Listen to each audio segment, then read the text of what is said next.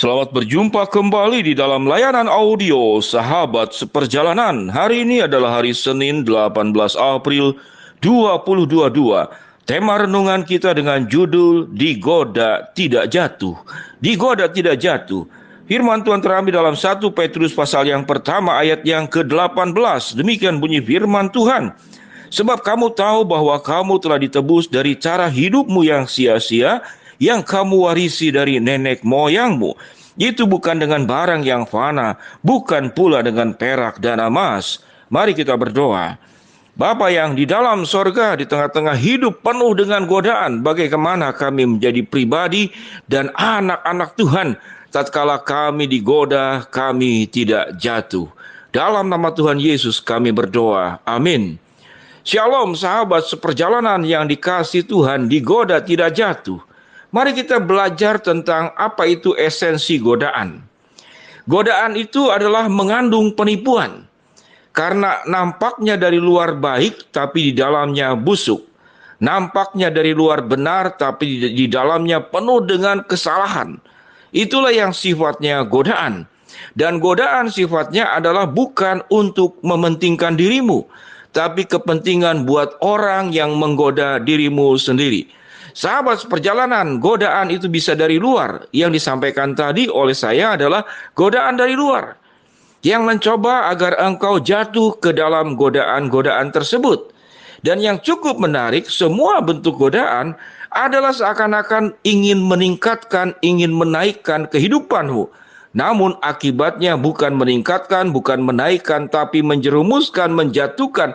Engkau jatuh sampai titik terendah. Itu sifat daripada godaan. Sahabat seperjalanan, sudah banyak kisah dan cerita orang yang tergoda jatuh dan merusak kehidupannya. Namun yang menarik, dari sekian banyak yang kita bisa cari, kita bisa lihat, kita bisa baca, kita bisa alami sendiri dari orang-orang terdekat keluarga kita, orang-orang bahkan sahabat-sahabat kita. Namun yang herannya, mengapa manusia mengulang dan jatuh kembali ke dalam godaan-godaan tersebut? Sahabat seperjalanan yang dikasihi Tuhan, karena jatuh dalam godaan rumah tangga hancur lebur. Karena jatuh dalam godaan pekerjaan kita menjadi hilang dan orang tidak percaya kepada kita. Karena jatuh dalam godaan masa depan kita menjadi suram tertutup. Tidak ada lagi pintu yang terbuka untuk dirimu. Karena jatuh dalam godaan yang terutama, engkau meninggalkan Tuhan dan engkau tidak hidup di dalam kebenaran bersama dengan Tuhan. Itulah sifat godaan. Sahabat seperjalanan yang dikasihi Tuhan, pertanyaannya sekarang bagaimana kita bisa menghadapi godaan? Firman Tuhan yang kita baca tadi berkata demikian. Sebab kamu tahu bahwa kamu telah ditebus dengan cara hidupmu yang sia-sia, yang kamu warisi dari nenek moyangmu. Itu bukan dengan barang yang fana, bukan pula dengan perak dan emas. Tuhan sudah menebus kita agar kita menjadi pribadi yang kuat terhadap godaan. Dan kekuatan yang Tuhan berikan itu tidak hanya punya kemampuan melawan godaan itu 100%. Kalau boleh saya katakan beribu-ribu persen. Mengapa? Karena ada kuasa Allah yang menaungi engkau. Ada penyertaan Allah yang menaungi engkau. Ada firman Tuhan akan menjaga hidupmu. Namun tatkala orang pribadi yang mau menaungi, yang mau menjaga, yang memberikan kuasa, yang mau memberikan pertolongan, engkau menutup pintu dan tidak terrelasi dengan sumber kekuatan yang membuat kita itu sanggup melawan godaan. Sahabat seperjalanan, Alkitab mengatakan engkau sudah dibeli dengan harga yang mahal. Bukan dengan barang yang fana, bukan dengan perak dan emas. Namun engkau telah ditebus dengan darah Kristus, dengan kasih-Nya dari hidupmu yang sia-sia. Cara untuk melawan godaan adalah engkau menghargai akan anugerah kebaikan Allah. Engkau menghargai potensi kuasa, kekuatan yang sudah Tuhan berikan, rohmu yang sudah diperbaharui oleh Allah. Dan semua potensi untuk engkau selalu menjadi pemenang menghadapi godaan itu. Selalu tersedia.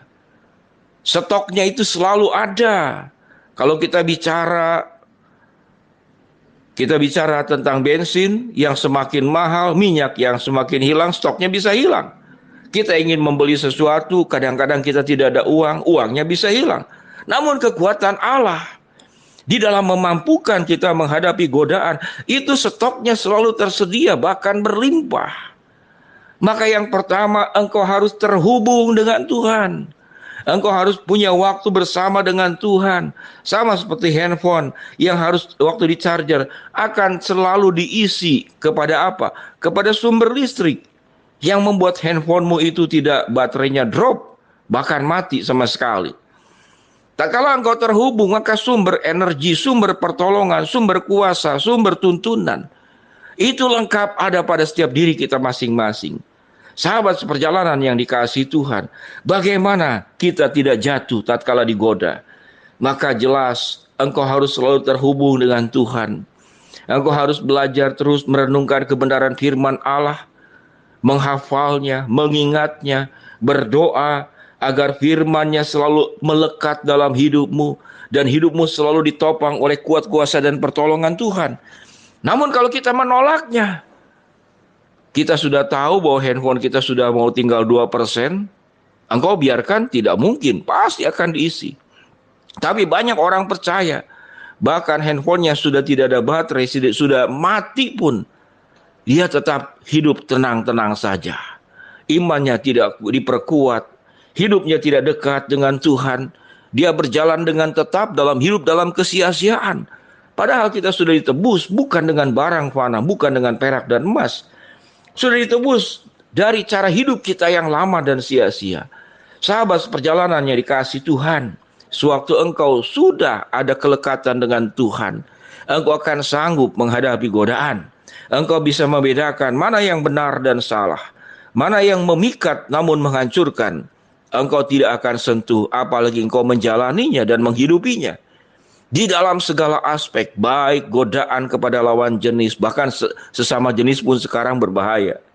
Baik godaan dalam bentuk harta benda, baik godaan dalam bentuk kedudukan, baik godaan dalam bentuk kemudahan, kelancaran, baik godaan karena engkau sedang dalam kesepian, ada yang menawarkan, engkau sedang dalam terhambat, ada yang menawarkan, engkau sedang dalam kegelapan, ada yang memberikan terang. Tapi semuanya itu adalah palsu. Semuanya pada dasarnya bukan mengangkat dirimu menjadi lebih baik, tapi engkau akan dihancurkan oleh godaan-godaan tersebut. Siapapun godaan, tidak terkecuali dari anak-anak, remaja, pemuda, orang dewasa, bahkan kaum rohaniawan pun, bahkan orang-orang ahli Taurat, orang-orang yang memahami kebenaran firman Allah pun bisa jatuh di dalam godaan. Tidak ada orang yang sanggup dan tahan menghadapi godaan. Karena mengapa? Karena kita manusia berdosa. Tapi sewaktu kita memahami bahwa kita sudah ditebus dari cara hidup kita yang sia-sia, dan engkau ditebus bukan dengan barang yang fana, bukan pula dengan perak dan emas, maka engkau akan sanggup menghadapi godaan. Engkau digoda dan tidak akan jatuh. Engkau selalu akan menjadi pemenang. Dan sewaktu engkau berhasil melewati semuanya itu, pada akhirnya itu akan membuat hidupmu menjadi lebih baik. Hidupmu menjadi lebih benar. Hidupmu akan diberkati oleh Allah, bukan karena kelimpahan materi, tapi hidupmu berjalan bersama dengan Allah di dalam kebenaran. Sahabat seperjalanan, biarlah kita menjadi pribadi yang digoda namun tidak jatuh, karena hidupmu melekat ke dalam firman-Nya. Mari kita berdoa. Bapa yang di dalam sorga, biarlah sahabat seperjalanan dalam hidup menghadapi godaan, kami akan keluar sebagai pemenang karena Tuhan beserta dengan kami. Hamba-Mu berdoa buat sahabat seperjalanan yang sakit, Tuhan jamah sembuhkan. Sahabat seperjalanan yang sedang menghadapi masalah, Tuhan bukakan jalan. Sahabat seperjalanan yang sedang memohon berharap sesuatu, Tuhan akan kabulkan sesuai dengan waktu, rencana, dan kehendak-Mu. Dalam nama Tuhan Yesus kami berdoa. Amin. Shalom sahabat seperjalanan, jadilah pribadi digoda tidak jatuh. Amin.